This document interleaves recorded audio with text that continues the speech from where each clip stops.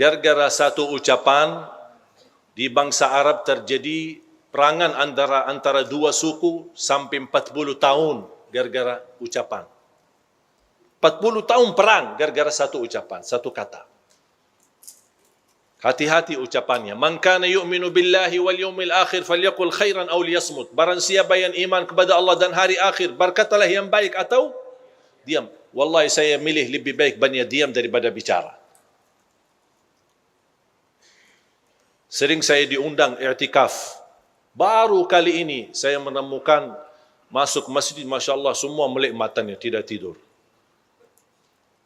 Rata-rata masjid kita masuk, separuh masjid tidur, separuh masjid lagi main handphone. Nawaitu i'tikaf di Masjid Sunda Kelapa lillahi ta'ala, megang handphone.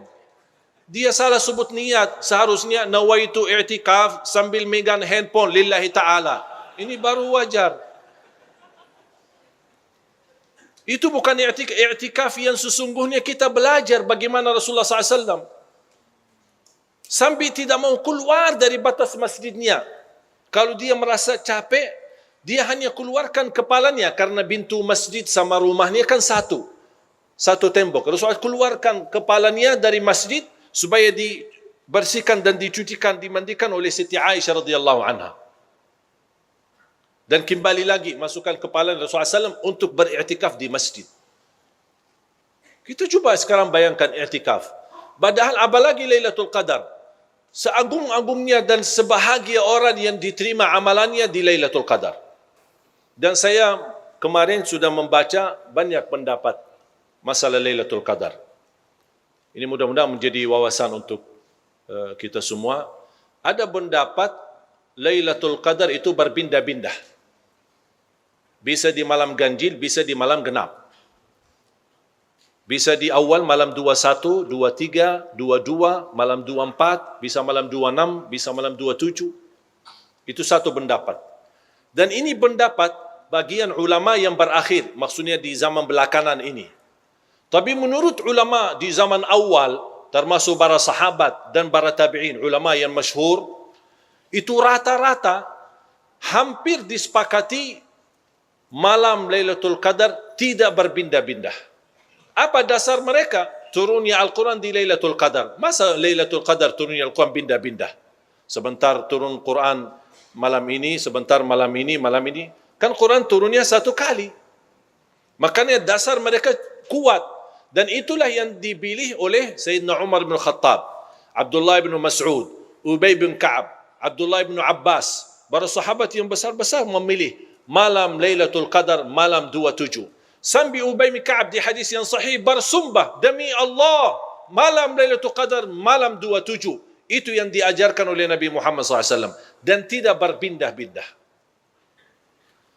Biarpun ada di antara jamaah yang suka hanya memilih malam 27. Tapi ingat, tidak sama di sisi Allah.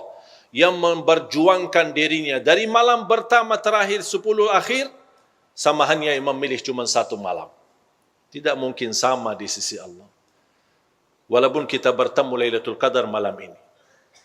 Makanya jamaah sekalian, tolong jangan sia-siakan malam ini. Tahajud, baca Quran. Kalau boleh, kalau bisa, jangan tidur. Karena Lailatul Qadar, salamun hiya hatta matla'il fajr. Sampai subuh. Tahajud 2 rakaat, baca Quran sebentar. Lanjut lagi 2 rakaat, duduk baca Quran. Lanjut lagi 2 rakaat, terus baca Quran. Bersedekah. Dan sedekah khususnya di 10 malam terakhir. Apalagi malam ini. Sedekah malam hari jauh lebih utama daripada sedekah siang hari. Mengapa? Karena Lailatul Qadar di malam, bukan di siang. Kenapa Lailatul Qadar tidak jatuhnya di siang hari atau pagi hari? Karena namanya Laila. Laila itu kapan? Malam. Malamnya mulai kapan? Habis maghrib sampai subuh. Berarti anda beraktivitas, mulai ikut masjid, buka puasa, itu sudah mulai malam Lailatul Qadar. Dan semakin berlama menahan diri di masjid, dengan syarat tidak sibuk dengan, kalau boleh saya usulkan HP-nya off, matiin. Sebentar. Off HP malam ini. Buat apa? Saya mau hidupkan hubungan saya sama Allah. Rasulullah SAW kalau masuk 10 malam, jangankan beraktivitas urusan dunia, sama istrinya pun dah urus. Tinggalkan istrinya. Ahya laylahu, menghidupkan malamnya. Apa kata menghidupkan? Kata istilah menghidupkan artinya ibadah, salat, tahajud, Quran, zikir, doa. Itu makna hidup. Bukan sepanjang malam malah tidur. Itu namanya mati, bukan hidup. Makanya kalau seandainya terpaksa tidak ada pilihan mau tidur, karena saya memang melihat rata-rata fisik jamaah kita Indonesia tidak kuat. Tak kuat. Saya sudah pernah mengalami pas ketika kita tahajud. Kadang-kadang saya merasa rindu dengan suasana i'tikaf dulu di Masjid Nabawi Madinah. Di masa sekolah, saya ingat. Setiap tahun saya nawaitu, mudah-mudahan saya bisa mudik bulan Syaban. Supaya bisa menikmati Ramadan di Madinah. Tapi terpadat dengan permintaan jamaah, tergesa dengan permohonan, isi sana, isi di sini. Sampai hampir sudah mau 10 tahun di Indonesia, belum terwujud cita-cita saya untuk kembali merindukan rasa i'tikaf di Masjid Nabawi. Saya ingat, Alhamdulillah, kita ingat di masa dulu waktu masih sekolah, kita libur. Ketika libur sekolah, 4 bulan libur. Habis ujian nasional, Ramadan, Syawal, Zulkaidah, Zulhijjah, 4 bulan libur. Semua bulan ibadah libur. Dosen, guru sekolah, guru ngaji, semua libur. Kuliah libur. Hanya yang masuk yang tidak bisa memang melepaskan seperti dokter di rumah sakit, polisi, bertugas, kemudian di urusan bank. Tapi selain itu semuanya libur. Makanya kita selalu sepakat ketika ujian nasional di bulan Syaban, kami bersama teman-teman sekolah, kita sudah berjanjian. Ayo kita bertemu di Masjid Nabawi ya. Kita berlomba-lomba untuk sebanyak-banyaknya mengkhatam Al-Quran. Dan kita bercita-cita untuk mengkhatam Al-Quran sebagaimana sebanyak Imam Syafi'i. Tapi Alhamdulillah gagal. Belum.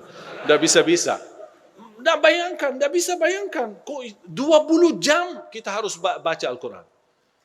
Makanya bagaimana saya mampu menghitungkan, karena saya begitu khatam 1 kali sehari, saya tahu diperkirakan antara 8 sampai 10 jam. Ini bagi yang lancar. Kalau yang berbata-bata, wallahu a'lam kapan habisnya. Makanya jamaah sekalian, sekali lagi saya mohon, kalau bisa nonaktifkan HP-nya, fokuskan ibadah dan fokuskan banyak doa. Di antara doa yang dibanjatkan dan disunnahkan adalah doa Rasulullah SAW kepada Siti Aisyah. Ketika Siti Aisyah minta amalan, ya Rasulullah, kalau saya bertemu Lailatul Qadar, apa doa yang saya banjatkan? Kata Rasulullah SAW, Quli Allahumma innaka afuun tuhibbul afwa fa'fu anni. Doa ini sangat indah, sangat luar biasa. Dan ini kesempatan di malam ini kita berbanyak doa ini. Karena isinya dan maknanya bukan hanya kita memohon diampuni dosa, bukan meminta dimaafkan, tapi arti afu jauh lebih tinggi daripada memohon ampunan. Kalau mohon ampun, Allahumma ghafirli, ya Allah ampunilah dosa kami. Tapi tulisan dosa, bekas-bekas dosa masih tersimpan dalam buku amal. Tapi Allahumma innaka afuun, Allah ampuni dosa, Allah hapuskan dosa, dan Allah tidak akan sisahkan sedikit pun dari bekas dosa dalam tulisan buku amal. Berarti ketika kita di hari kiamat, insya-Allah buku amal kita bersih berkat doa Allahumma innaka afuun tuhibbul afwa fa'fu anni. Dalam sujud boleh, habis salat boleh, menjadi wirid kita sebagaimana kita baca subhanallah walhamdulillah wa la ilaha illallah wallahu akbar, boleh kali ini dan malam ini khususnya kita jadikan wirid kita. Allahumma innaka afuun tuhibbul afwa fa'fu anni. Allahumma innaka afuun tuhibbul afwa fa'fu anni.